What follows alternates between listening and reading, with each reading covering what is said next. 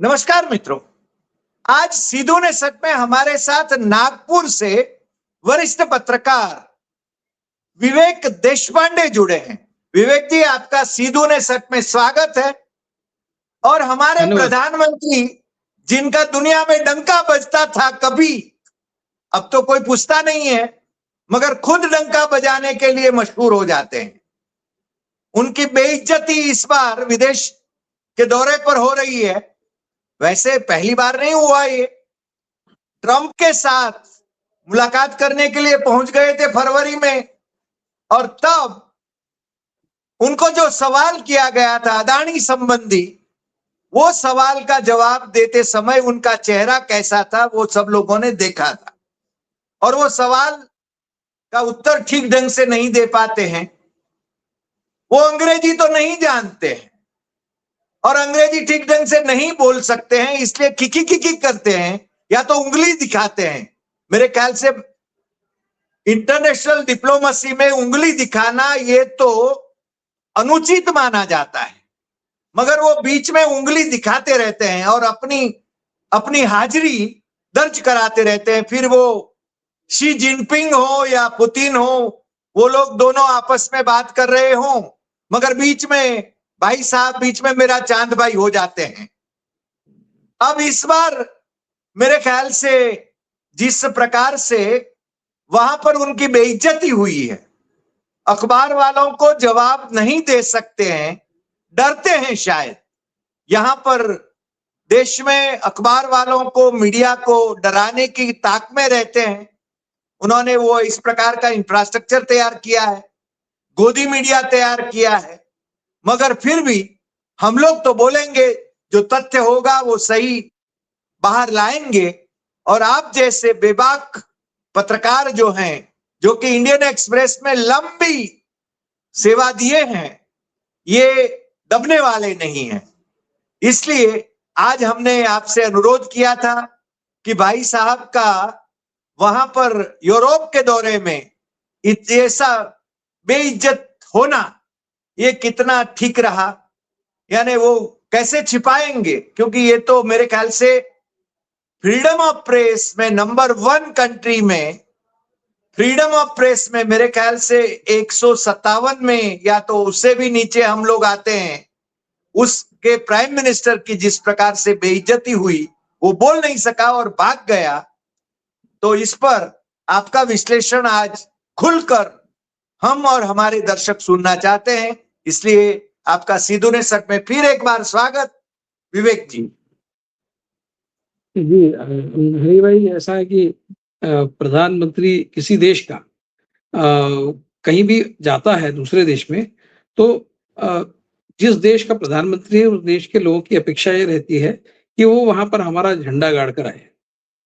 तो ये तो जाते हैं और इतने घूमते हैं, मतलब इतना घूमने वाला प्रधानमंत्री भारत में तो ये पहले ही है। मतलब इतना जो आज तक इतने इन्होंने जो दौरे किए हैं बाकी देशों के, किसी और प्रधानमंत्री ने आज तक नहीं किए।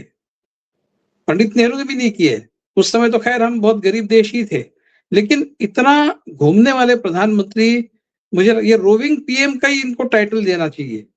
और ये मतलब जब भारत में कुछ इनको ऐसा लगता है कि भी इलेक्शन नहीं है, कुछ इनॉग्रेशन नहीं है, तो ये विदेश चले जाते हैं।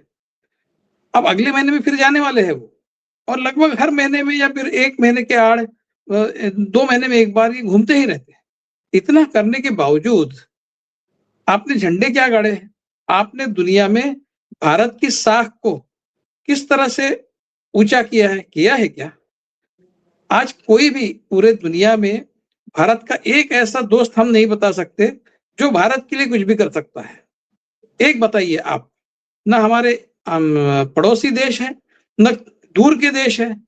यूरोप जो है, यूरोप के साथ में हमारी जो बहुत ट्रांजैक्शनल रिलेशनशिप है, बिजनेस लाइक रिलेशनशिप है, कोई एक इमोशनल कॉर्ड हमारा किसी देश के साथ नहीं है।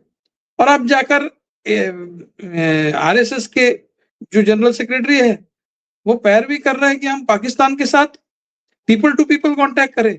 हमारा डायलॉग हमेशा ही ओपन होना चाहिए, हमेशा ही बात होती रहनी चाहिए। स्पोर्ट्स के रिलेशनशिप भी चालू रहनी चाहिए।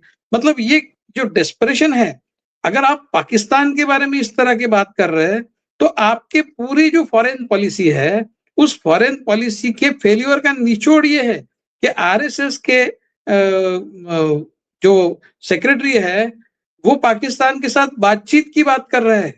ये आपके फॉरेन पॉलिसी फेल्योर को दर्शाता है, क्योंकि कहीं ना कहीं इसमें से ये एक डर महसूस हो रहा है कि कहीं पाकिस्तान जो है वो हमारे साथ कुछ गड़बड़ ना कर दे। ये पाकिस्तान से भी डर रहे हैं अभी, क्योंकि जिस तरह से एक रियलाइनमेंट इंटरनेशनल जियो पॉलिटिक्स में हुआ है, उसमें पाकिस्तान एक बहुत ही अहम प्लेयर के तौर पर उभरा है। उनके साथ अमेरिका भी है, उसके साथ चाइना भी है, तो ये डर गए हैं अभी। आप देखिए, तो इनकी जो ये दुनिया भर में घूमते हैं, तो उस घूमने का भारत के लिए फायदा क्या हुआ है? और जहां भी जाते हैं वहां पर भारत की नाक कट जाए, इस तरह की बात होती है।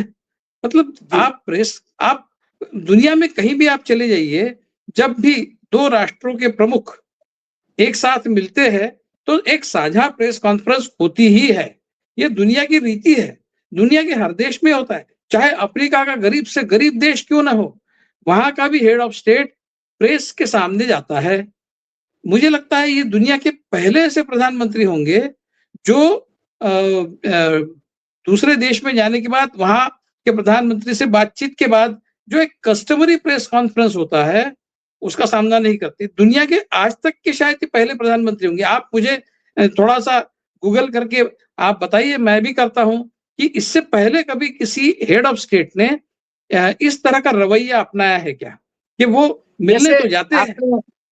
विवेक जी, जैसे आपने जिक्र किया नेहरू का, नेहरू तब तो हम गरीब देश थे, ज्यादा हमारा बजट भी नहीं था, इतना खर्च भी नहीं कर रहे थे, मगर नेहरू की जो साख थी, आए दिन नेहरू को कोसते रहते हैं, संसद में भी कोसते रहते हैं और नेहरू के खानदान को कोसते रहते हैं, मगर नेहरू की जो प्रतिष्ठा थी, अमेरिका के दो दो प्रेसिडेंट नेहरू को उनके प्लेन तक लेने के लिए जाते थे।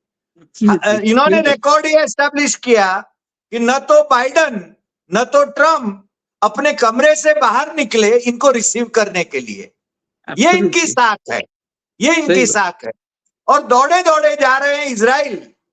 अभी यहां पर इस बार भी हम लोगों को वो सलाह देते हैं, 7 मुद्दे का उपदेश करते हैं कि विदेश यात्राएं नहीं करना चाहिए, सोना नहीं खरीदना चाहिए, ये नहीं करना चाहिए, और वो खुद 4,500 करोड़ का प्लेन लेके घूमते रहते हैं। यानी अजीब बात है। और वो भी देश का नाम तो कोई ऊंचा नहीं कर पा रहे हैं। क्यों गए?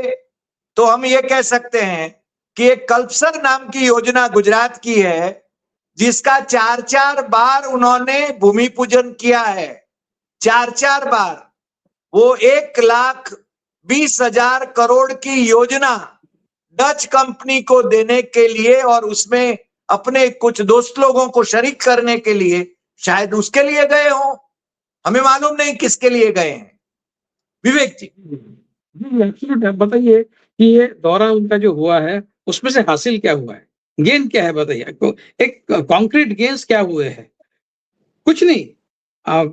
उल्टा हमारी जो है गर्दन झुक गई है, क्योंकि दुनिया के एक ऐसे देश में जो प्रेस फ्रीडम में दुनिया का नंबर 1 देश है, ऐसे देश पे जाकर वहां के पत्रकार से डरकर ये नीचे उतरकर बाहर चले जाते हैं। मतलब इनकी पॉलिसी देखिए आप कैसी है। जब भारत के पत्रकारों को उन्होंने दबा दिया है, पूरी तरह से अंकित कर लिया है, या फिर उनको प्रताड़ित करते हैं, डराते हैं। जो डर गए हैं, जो उनके साथ हो गए हैं, उनको फेवर करते हैं।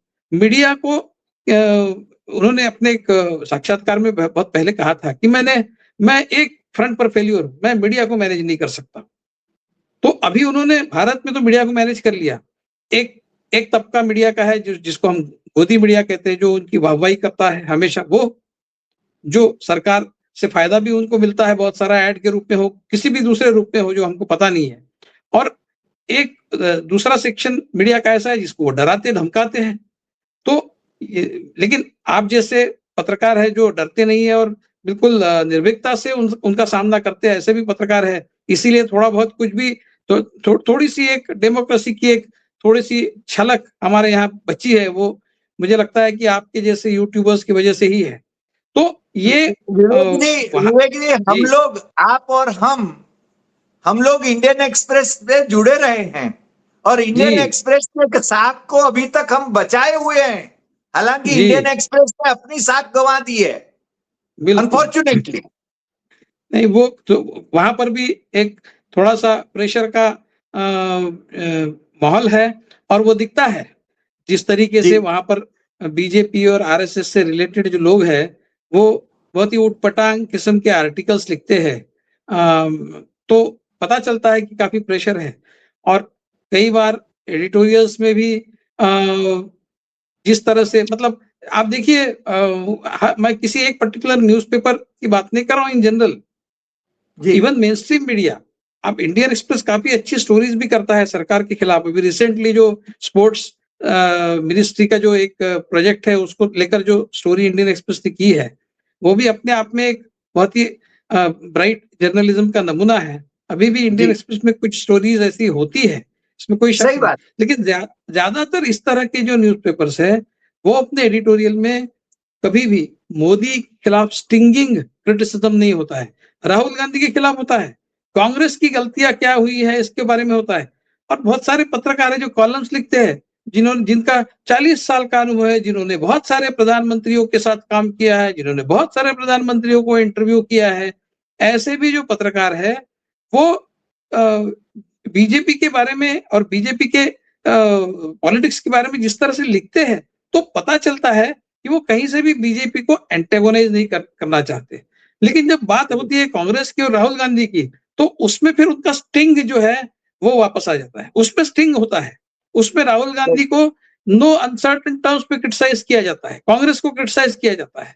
इवन बीजेपी की रिपोर्टिंग करने वाले रिपोर्टर की लैंग्वेज और कांग्रेस की रिपोर्टिंग करने वाले रिपोर्टर की लैंग्वेज में फर्क होता है। कांग्रेस का रिपोर्टर जो है वो बहुत फ्रीली कांग्रेस को क्रिटिसाइज करता है, कांग्रेस बीट संभालने वाला। लेकिन बीजेपी का बीट संभालने वाली जो रिपोर्टर जो होते हैं वो बहुत केयरफुली उनको ट्रेड करना पड़ता है। कहीं गलती से कुछ इधर का उधर हो जाए तो लेने के देने पड़ जाएंगे, इस तरह का डर हमेशा ही बना रहता है। तो ये प्रेशर हर जगह है।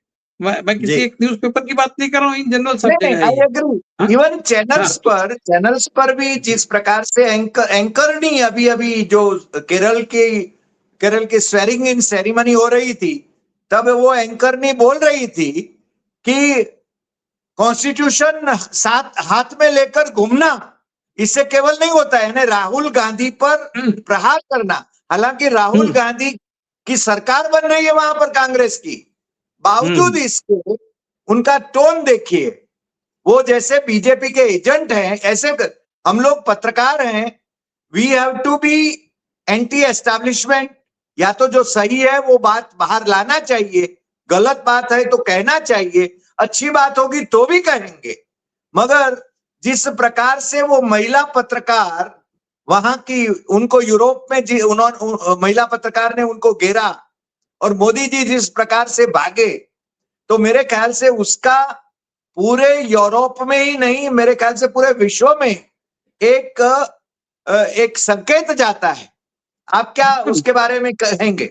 नहीं जी, ऐसा है कि संकेत और संदेश ये गया है कि 140 करोड़ का देश है, लेकिन उस देश ने एक ऐसा व्यक्ति खड़ा किया है जो प्रेस से डरता है, इंटरनेशनल प्रेस से डरता है और भागता है प्रेस से दूर, और जिसका रिकॉर्ड एक गुजरात के मुख्यमंत्री के रूप में और भारत के प्रधानमंत्री के रूप में एंटी माइनॉरिटीज्म वाला रिकॉर्ड है, जो अपने देश में, ये बीच में यूएई गए थे, आपने इनका स्टेटमेंट सुना होगा। इन्होंने कहा, यूएई के जो राष्ट्र प्रमुख है उनको इन्होंने धन्यवाद किया और उन्होंने कहा कि मैं आपका धन्यवाद करता हूं कि आपने हमारे यहाँ की जो भारतीय कम्युनिटी है उसको अपने फैमिली की तरह उनको संभाला है, वहां ऐसा बोला है।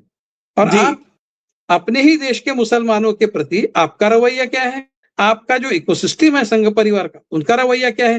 रोज इस देश में मुसलमानों को प्रताड़ित किया जाता है और उनके वीडियोज आते हैं उनकी स्टोरीज आती है, रोज मस्जिदों में घुसकर बैंड बाजे बजाए जाते हैं, भोजशाला में बताया जाता है कि ये वाग्देवी सरस्वती का मंदिर है, यहाँ पर मुसलमानों को नमाज पढ़ने का अधिकार नहीं है, ऐसा स्टेट गवर्नमेंट कहती है, और फिर कोर्ट उस पर मुहर लगाती है।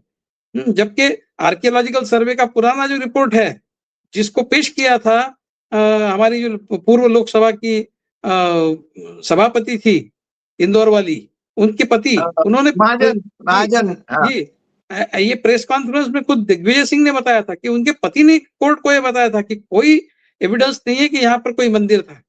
अब ये इस तरह के सारे काम चल रहे हैं, आप अपने देश में अपने माइनॉरिटी के साथ किस तरह से पेश आ रहे हैं, और आप उनको धन्यवाद कर रहे हैं कि आप हमारे भारतीयों को अपनी फैमिली की तरह रख रहे हैं, तो आपका बहुत बहुत धन्यवाद।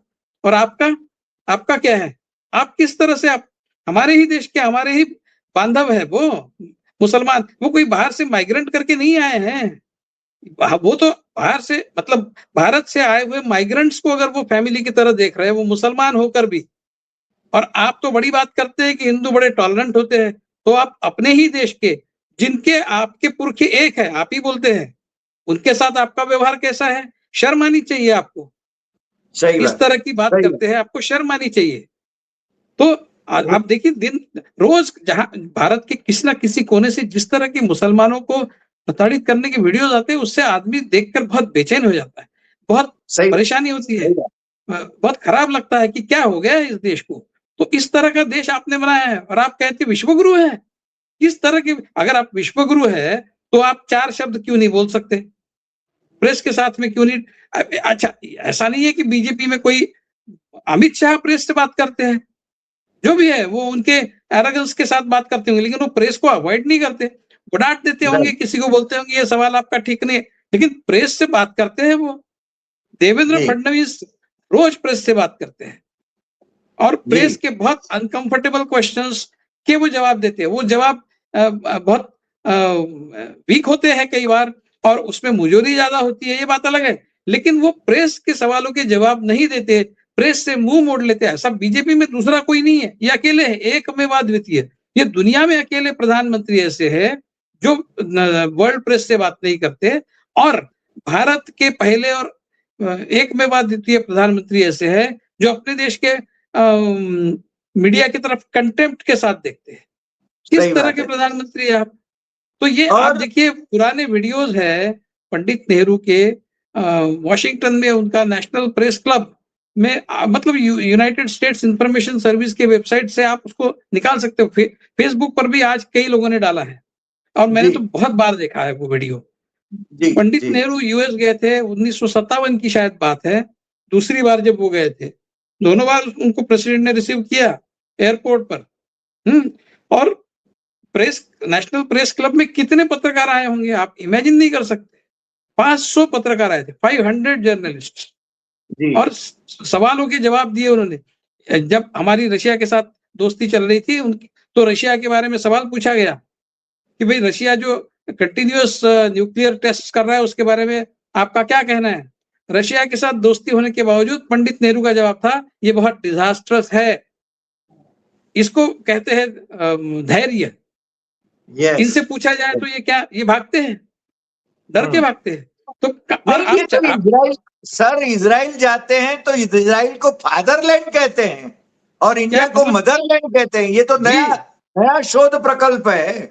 क्या है? नहीं, वहां पर आपको मतलब बहुत लोगों को उस वो जो भेंट थी उनकी इजराइल की, उसका सही अर्थ नहीं समझा है। मैं उसको इस दृष्टि से देख रहा हूं कि ये जब इजराइल और अमेरिका मिलकर किसी एक पर्टिकुलर दिन ईरान पर हमले की तैयारी कर रहे थे, उसके 2 दिन पहले इजराइल के प्राइम मिनिस्टर के बुलावे पर ये वहां गए हैं, ये से इनके ही लोग बोलते हैं।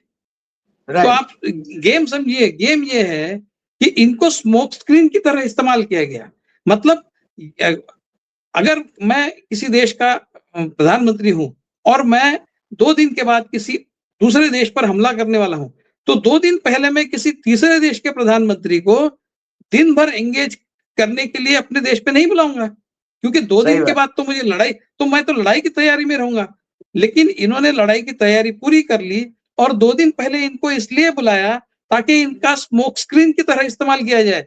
कोई इस बात का अंदाजा ना लगा पाए कि भाई आज अगर मैं किसी दूसरे देश के प्रधानमंत्री को होस्ट कर रहा हूँ, दिन भर उसके साथ उठ बैठ रहा हूँ, तो मैं 2 दिन के बाद ईरान पर हमला करने वाला हूँ, इसका अंदाजा ना आ पाए, इसलिए इनको बुलाया। और 2 दिन के शॉर्ट नोटिस पे कौन आने वाला है? जिनके पास बहुत फुर्सत है वही जाएंगे। तो ये आ गए, वहां पर चले गए ये, और इनका स्मोक स्क्रीन की तरह इस्तेमाल हुआ है। आप समझिए ये गेम इजराइल का। सही तो बात, ये सही कैमोफ्लेज बात। बनाना, एक स्मोक स्क्रीन बनाना, और ये इनकी विजिट, इनको बहुत लोग ये मानते हैं कि इनको पहले से इजराइल ने बताया था कि हमला करने वाले, बिल्कुल नहीं बताया। ये इनको इनको स्मोक स्क्रीन का की तरह बुलाया है कि एक धुआं तैयार करना और उस धुएं में से फिर गोलीबारी शुरू करना। तो ये जी, धुआं है, इनको धुएं की तरह सही बात, इस्तेमाल किया गया। जी, सही तो बात। ये अगर आपकी यूटिलिटी दुनिया में इस तरह के गेम खेलने के लिए इजराइल जैसा देश आपको इस्तेमाल करता है, तो आप समझिए कि आपका वजन कितना है दुनिया में। नहीं, जी, वजन तो विवेक जी ऐसा है, राम माधव अमेरिका जाते हैं और अमेरिका जैसे हमारा रूलर है, हम अमेरिका की कॉलोनी है, उसी प्रकार उत्तर देते हैं वहां पर। तो इसको क्या जी, समझा जी, जाए? राम माधव मोदी के निष्ठावंत समर्थक हैं। और बाद में उस पर माफी भी मांगते हैं। हाँ, माफी भी मांग ली माफी का उन्होंने। कोई मतलब ही नहीं होता। नहीं, पहले माफी बोल मांगना दिया, क्या इनके बोल दिया? इनके कल्चर का ही पार्ट है। हाँ, इनके इनके कल्चर कल्चर का का ही ही पार्ट पार्ट है। है। वो तो मतलब बहुत मगर बहुत आने वाले दिन मेरे ख्याल से हमारे लिए कैसे होंगे, ऐसे प्राइम मिनिस्टर के साथ आने वाले दिन कैसे होंगे, बस ये मेरा अंतिम सवाल आपको। नहीं, आने वाले दिन नहीं, अब तक के दिन भी इतने मुश्किल थे। आने वाले समय में ये अगर और 10, इनको तो 2047 तक प्राइम मिनिस्टर बने रहने की इच्छा है। तो वो जो विकसित भारत वगैरह की बात करते हैं, आप देखिए इकोनॉमिक, आप सिर्फ प्रोपेगेंडा करते हैं, आप सिर्फ ऑप्टिक्स में रहते हैं, आप सिर्फ फोटो ऑप्स और वीडियोस और इनॉग्रेशन। ये प्रधानमंत्री कार्यालय में कब बैठते हैं? ये बातें करते हैं कि सबसे ज्यादा काम करने वाले प्रधानमंत्री। आप मुझे बताइए, ये एक तो इलेक्शन के मोड में रहते हैं, या फिर कहीं ना कहीं उद्घाटन करने जाते हैं। हर एक ट्रेन का उद्घाटन यही करते हैं, हर एक रास्ते राइट, का उद्घाटन ये करते हैं। तो ये प्रधानमंत्री कार्यालय में बैठते कब है? ये प्रधानमंत्री के तौर पर काम कब करते हैं? ये सवाल है। कोई इसके ऊपर स्टोरी करे, कोई जर्नलिस्ट, कि ये प्रधानमंत्री कार्यालय में कितना घंटा बैठते हैं। ये पार्लियामेंट में नहीं बैठते, प्रधानमंत्री राइट, कार्यालय में नहीं बैठते। ये सिर्फ ऑप्टिक्स करते हुए इधर उधर दिखते हैं, आज यहाँ गए, कल वहां गए, भाषण करते हैं कि आप पेट्रोल की बचत कीजिए, और शाम को 2 रोड शोज करते हैं। मतलब आप you should lead by example. आप उदाहरण राइट। प्रस्तुत करें खुद, आप अपने उदाहरण से लोगों को इंप्रेस करें कि हमारे प्रधानमंत्री अगर ये करते हैं तो हमने भी ये करना चाहिए। यूरोप के कई प्रधानमंत्री साइकिल से जाते हैं, यस, साइकिल से घूमते हैं। राइट। उनको मैंने मिले वो खुद भी 2000, प्रधानमंत्री साइकिल पर जाते हैं। हाँ, जी, तो ये, और आपका आपकी शान शौकत तो देखते ही बनती है। आते से ही आपने इतना बड़ा एक विमान खरीदा अपने लिए। कोई तो बोलते हैं 8,000 करोड़, आप 4,500 करोड़ की बात कर रहे हैं, मैं तो 8,000 करोड़ की बात सुन रहा था। एनीवे, जी। जो भी है, 4,500 करोड़ भी बहुत होते हैं। तो अपनी लग्जरी में किसी भी तरह की कोई कमी नहीं आने देते। आप देखिए, और मतलब एक जमाना था कि शिवराज पाटिल जो है, उनको इस बिना पर मंत्रिमंडल से जाना पड़ा कि वो किसी भी क्राइसिस के दिन में 4 बार कपड़े बदलते हैं। ये जब उनका रेपुटेशन बना, तो इतने, मतलब इतने छोटे कारण के लिए उनको रिजाइन करना पड़ा। उन्होंने किया। ये एक पब्लिक मोरालिटी, कॉन्स्टिट्यूशनल मोरालिटी, सारी चीजें उस समय थी। कांग्रेस में जी, 100 दोष होंगे, लेकिन ये खूबियां भी थी। और ये कहते राइट, हैं राजनाथ सिंह कि ये यूपीए की सरकार नहीं है, यहाँ पर कोई मंत्री रिजाइन नहीं करेगा, काम भी नहीं करेगा, और काम न करने के लिए रिजाइन भी नहीं करेगा। मतलब ये किस तरह के लोग हैं? ये क्या क्या बोलते हैं? चाहे कितने भी रेलवे एक्सीडेंट हो जाए, रेलवे रेलवे मिनिस्टर जो है, कितनी भी बार नीट का पेपर लीक हो जाए, एजुकेशन मिनिस्टर रिजाइन नहीं करेगा। क्यों नहीं करेगा भाई? आपके इकोसिस्टम में जुड़े हुए लोग हैं इसमें सारे। पेपर लीक, राइट, शर्म नहीं आती राइट। आपको? इतनी पेपर, मतलब आज के जमाने में इतने सारे पेपर लीक होना, ये जब से सत्ता में आए हैं तब से पेपर लीक्स पहले भी होते थे, ठीक है, लेकिन आप ये जब से सत्ता में आए हैं तब से आज तक जो पेपर लीक की संख्या है, जो उसका जो फैलाव है, वो इतना बड़ा है। इन्होंने सेंट्रलाइज किया हर चीज को, इन्होंने नीट के एग्जाम को सेंट्रलाइज किया। और जब ये आप वन नेशन वन सब कुछ करते हैं ना, तो उसमें ये घोटाले करने के लिए किया जाते, क्योंकि सारा तंत्र, सारी सत्ता इनके हाथ में जब रहती है तो घोटाला करने में आसानी जाती है।